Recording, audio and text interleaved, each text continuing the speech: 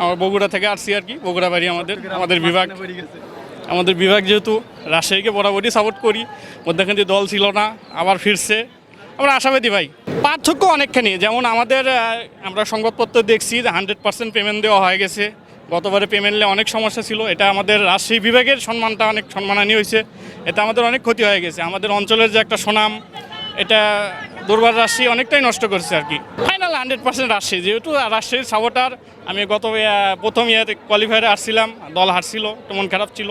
আর চট্টগ্রাম যেহেতু পরিচিত প্রতিপক্ষ, অনেকবারই খেলা হয়েছে, আশা করছি ভালো একটা ম্যাচ হবে, 100% রাজশাহী উইন করবে। না, নাজমুলের ক্যাপ্টেন্সি সমালোচনা ঠিক আছে, কিন্তু তারপরেও উনি ইয়াতে ভালো করতেছে।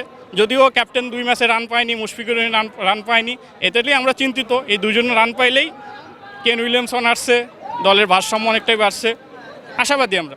রিপন মন্ডল আমাদের অনেকগুলো ম্যাচ জেতাইছে, সে ভালো করতেছিল। আশা করি আজকে স্কোয়াডে থাকবে, ভালো করবে।